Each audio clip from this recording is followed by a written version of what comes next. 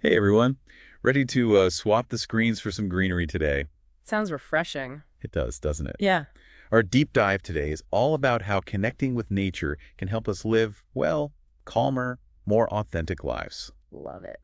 We've got some fascinating research on the benefits of nature, and honestly, I'm a little skeptical, but super curious about this whole forest bathing thing. Hmm. Can just being in the woods really be an antidote to our, crazy, always-on world? It is fascinating, how cultures across the globe have always seen nature as this source of healing. But what's really cool is that modern science is backing this up. Okay, so what, like lab coats and trees? Kind of. Studies show measurable decreases in cortisol, that pesky stress hormone, after just a short time in nature. We're Remote. talking like a 15% drop compared to being in a city environment. Okay, a 15% drop is nothing to sneeze at, but I'm stuck in the city most days. So is it really about escaping to some remote mountaintop, or can we get those benefits with smaller doses of nature? What's surprising is that even small, regular doses can have a huge impact.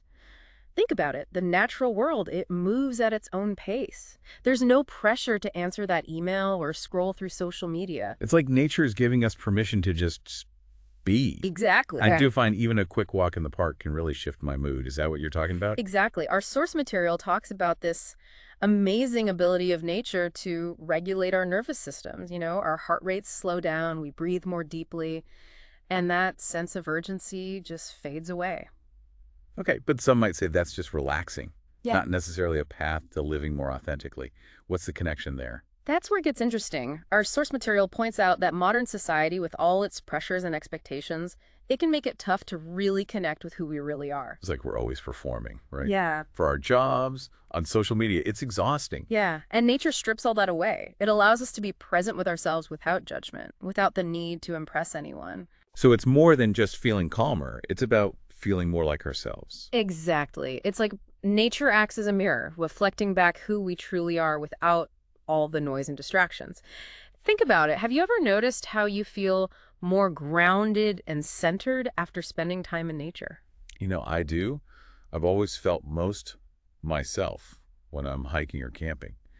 But our source material also mentions this thing called forest bathing. What exactly is that, and how is it different from just, hanging out in the woods? Forest bathing, or Shinrin-yoku, is like a mindful immersion in the forest. Okay.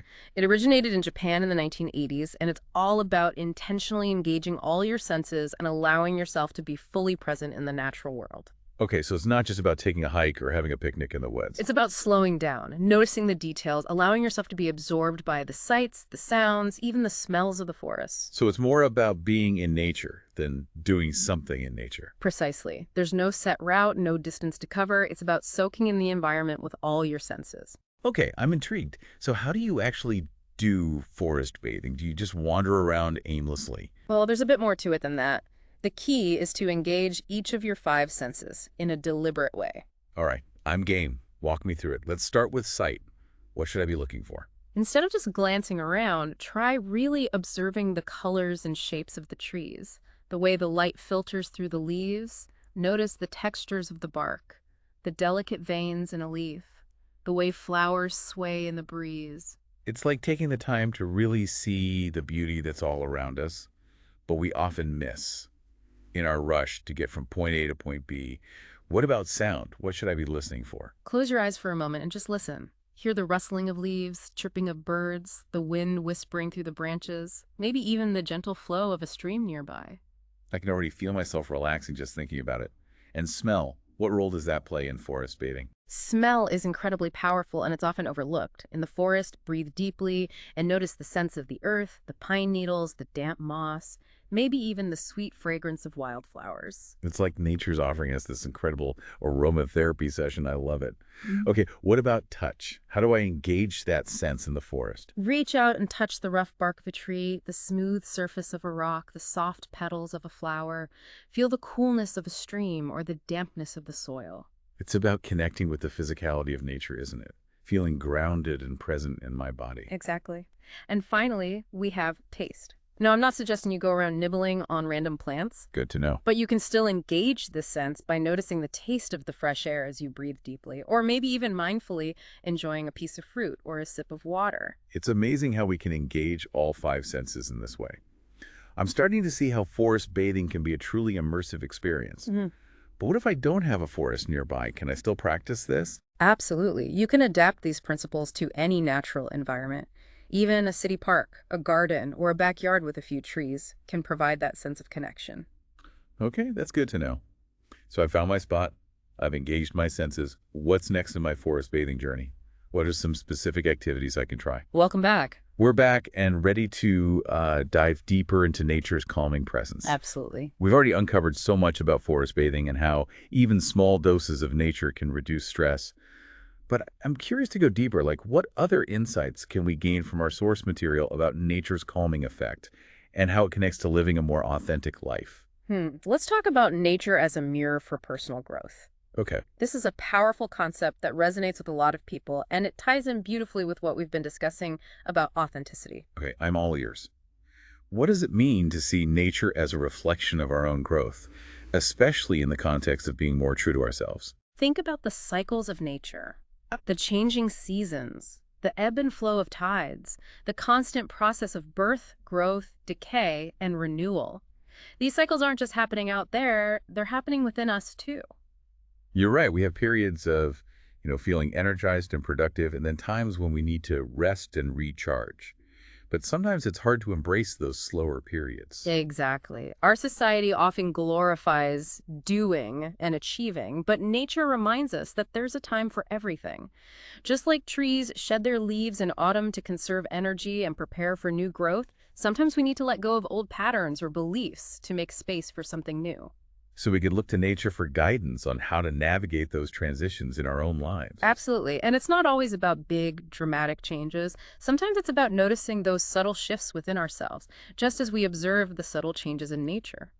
For example, paying attention to how our energy levels fluctuate throughout the day or the year. That makes sense. It's about tuning into our own internal rhythms, just as we tune into the rhythms of nature. I've definitely noticed how being in nature helps me to feel more grounded and centered. Is that part of this idea of nature as a mirror? It definitely is. When we connect with nature, we're stripping away all the external layers. The societal expectations, the pressures to conform, the noise of the digital world. It allows us to come back to ourselves, to that core essence of who we really are. So it's like nature's giving us permission to just be ourselves without all the masks and pretenses. Exactly. And when we're in that space of authenticity, we're more open to growth and transformation. We're able to see ourselves more clearly, both our strengths and our weaknesses, and to embrace the fullness of who we are. That's a beautiful idea. But sometimes it feels like life is just throwing one obstacle after another our way. How can nature help us to navigate those challenges and find that resilience you were talking about? Nature teaches us that resilience isn't about avoiding challenges, it's about adapting to them, learning from them, and finding a way to keep growing even when things get tough. Okay, give me an example of that. What in nature can teach us about resilience? Think about a tree growing in a rocky, windswept environment. It may be stunted or bent, but it finds a way to survive and even thrive. Or think about a river encountering obstacles in its path. It doesn't stop flowing, it finds a way around them, adapting its course, continuing its journey. Those are great metaphors for how we can approach challenges in our own lives. Instead of getting stuck or giving up, we can look for creative solutions and keep moving forward. I love that. And that's another powerful lesson we can learn from nature, the importance of flexibility and adaptability. Nature is constantly changing, evolving, responding to new conditions. It doesn't try to force things to be a certain way, it flows with the current, finding creative solutions to challenges as they arise. So it's about letting go of the need to control everything and embracing the unknown with a sense of curiosity and openness. Exactly. Nature teaches us that there's beauty in imperfection, strength in vulnerability, and wisdom in surrender. Wow, this is all really resonating with me. I'm starting to see how these principles of personal growth and resilience are intertwined with this idea of living a more authentic life. It's about being true to ourselves, embracing our strengths and weaknesses, and navigating life's challenges with grace and flexibility. Exactly. It's about recognizing that we are part of nature, not separate from it.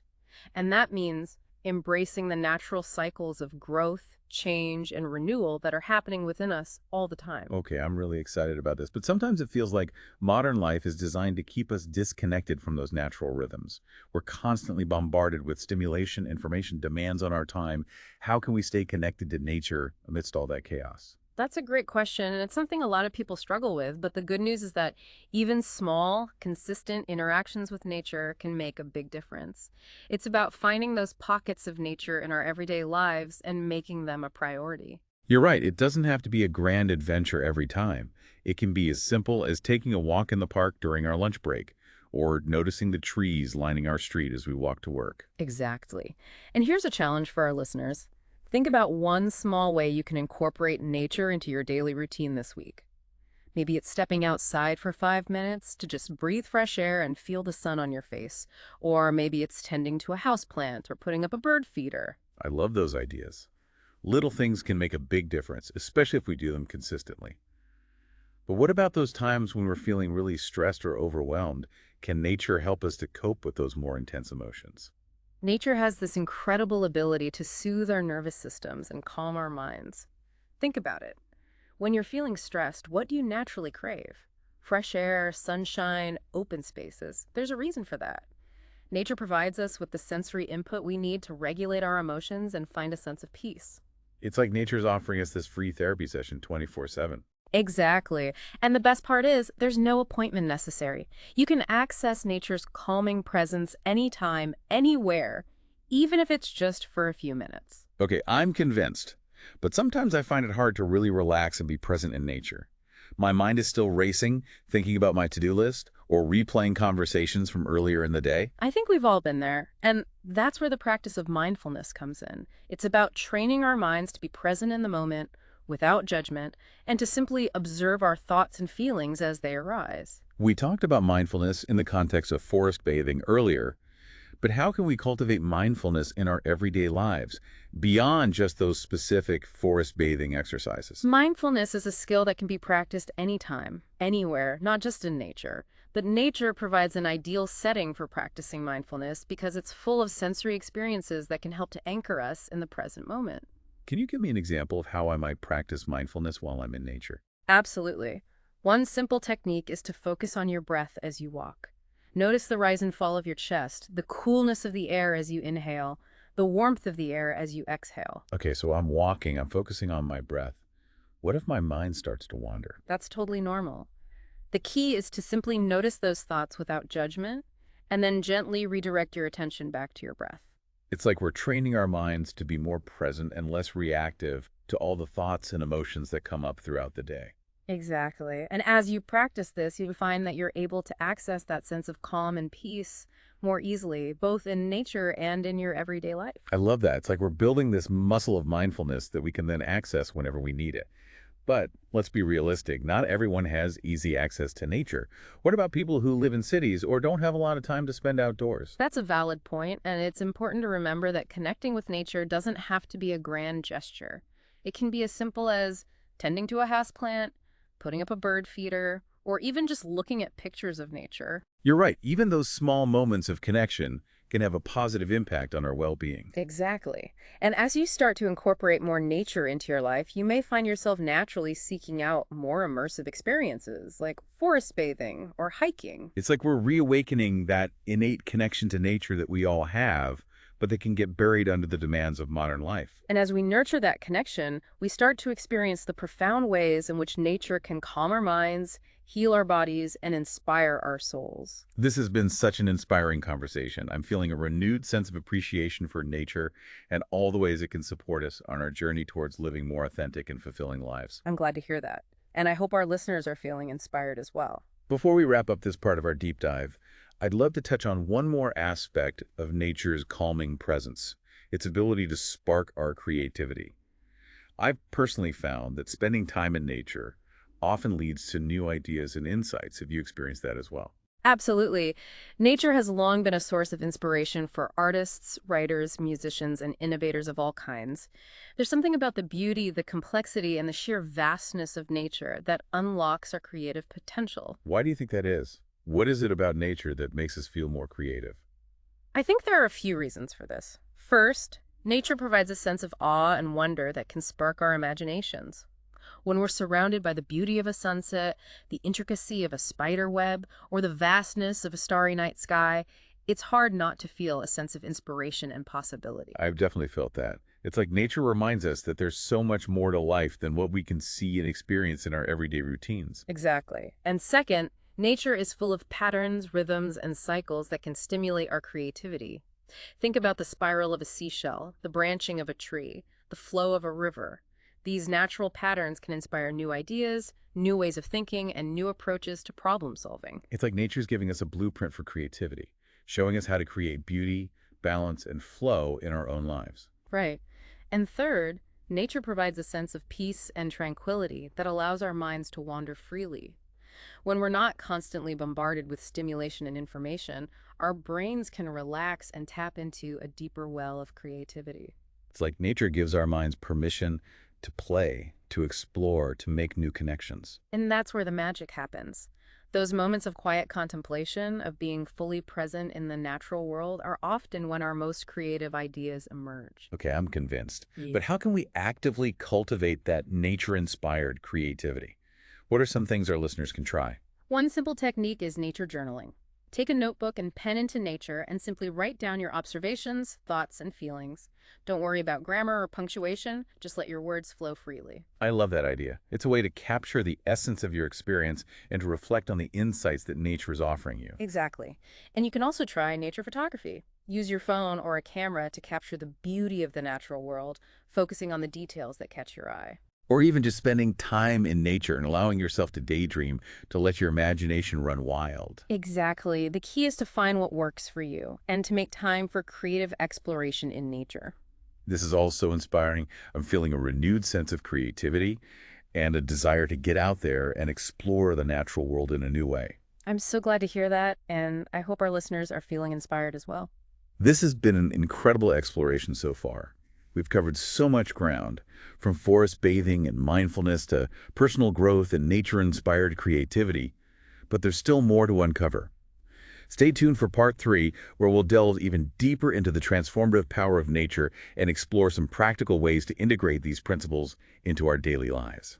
We're back, ready to wrap up our deep dive into nature's calming presence. Absolutely. I'm so ready to, get practical. We've talked about all these amazing concepts, but how can we actually make them a reality, in our busy, often urban lives? That's the million-dollar question, right? Yeah. The good news is you don't need to move to a cabin in the woods or quit your job to experience these benefits. I was getting a little worried there. Our source material emphasizes that even small, consistent interactions with nature can have a big impact on our well-being. So it's not about making drastic changes. It's about, weaving those little moments of nature connection into our everyday lives. Yeah, I I like like it. the sound of that. But where do we even begin? It starts with a shift in perspective. Instead of viewing nature as something separate from our lives, like a weekend activity or a vacation destination, we can start to see it as an essential part of, who we are and how we live. Okay, I'm with you on that. Yeah. But I'm a city dweller and my days are packed. How can I realistically make nature a part of my routine? It can be as simple as starting your day with a few minutes outside. Okay. Step out onto your balcony, take a walk around the block, or even just open your window and breathe in the fresh air. Ah, Notice the sunrise, the sounds of birds, the feel of the breeze. those are great ideas and so manageable. I think we often underestimate the power of those small moments. What about during the workday? I know you mentioned taking a nature break earlier, but it's easy to get stuck at our desks. I totally get it. But even a 5-minute walk outside, maybe to a nearby park or just around the block, can do wonders for your focus and creativity. And if you absolutely can't get outside, try looking at pictures of nature or listening to nature sounds. Those are great workarounds. I've also noticed that bringing plants into my home has made a difference in how I feel. Right. It's like having a little piece of nature indoors. Is there more to that than just, aesthetics? Plants are amazing. Right. Not only do they beautify our spaces, but they also purify the air, Oh, right. reduce stress, boost our mood. Plus, caring for plants can be a really grounding and mindful activity. I've definitely found that to be true. Tending to my plants helps me to, slow down, be present, and connect with that nurturing energy. Yeah. It's a great reminder that we're part of this, web of life. Speaking of connecting, let's revisit the practice of forest bathing. We talked about this earlier as a way to immerse yourself in nature and engage all your senses. I love this concept, but I'll admit, I don't always have access to a forest. Can I still practice those mindful techniques? The observing, listening, smelling, touching in other natural settings. Absolutely. You can adapt the principles of forest bathing to any environment where you feel a sense of connection with nature. Okay, A park, a garden, a beach, even your own backyard if you have some greenery. that's reassuring to hear. But beyond just being present, are there any specific techniques that can enhance the forest bathing experience no matter where I am? One technique we touched on earlier is sit spot meditation. Oh, yeah. Find a comfortable spot, close your eyes, and simply observe the sights, sounds, and sensations around you. Hmm. You might notice the rustling of leaves, the chirping of birds, the warmth of the sun. It's about quieting the mind and really tuning in to those subtle nuances of the natural world. What if I'm not like a big meditator? Are there other ways to engage mindfully? Definitely. Try mindful walking. Okay. Slow down your pace. Focus on the sensation of your feet making contact with the ground and really observe your surroundings. Pay attention to the colors, shapes, and textures, the way the light filters through the leaves. It's a great way to bring mindfulness into a simple everyday activity. And it reminds me of something we talked about earlier, the connection between nature and creativity. That's a powerful connection. Nature has always been a muse for, artists, writers, musicians, thinkers of all kinds. Yeah. There's something about the vastness, the beauty, and the complexity of nature that inspires us to think outside the box and True. tap into our creative potential. I know I've had some of my best ideas while walking in nature. It's like my mind is freed up to make new connections and, explore different possibilities. Exactly. And if you're looking to cultivate that nature-inspired creativity, I encourage you to try some of the techniques we discussed earlier, nature journaling, photography, even just spending time in nature and allowing your mind to wander. I think that's a great reminder. Sometimes the simplest things are the most powerful. And as we wrap up our deep dive, I'd love to touch on one more aspect of nature's calming presence, its ability to heal and restore us on a deeper level. Nature has long been recognized as a source of healing and rejuvenation. And while we've talked about some of the, science-backed benefits of nature reducing stress, boosting immunity, improving mood, there's also a more subtle, energetic level of healing that happens when we connect with nature. I've definitely felt that. There's a sense of peace, grounding, and even like a sort of energetic recharge that I experience when I spend time in nature. It's like nature is offering us a safe haven, a place to shed the weight of our worries and reconnect with our true selves. I love that imagery. And it makes me think about the interconnectedness of all things, how we're all part of this web of life, even if we don't always feel it in our, busy modern lives. Exactly. And nature reminds us of that interconnectedness. Yeah. It shows us that we're not separate from the natural world. We are a part of it. This has been such a profound and inspiring conversation, I feel like. A renewed sense of appreciation for the calming presence of nature and all the ways it can support us on our journey towards living more authentic, fulfilling, and connected lives. It's been a pleasure sharing these insights with you. Thank you. And I encourage all our listeners to explore their own unique relationship with nature Yeah. and discover the countless ways in which it can enrich their lives. Thank you for joining us on this deep dive into the calming presence of nature. We hope you've gained some valuable insights and practical tools for bringing more nature into your life.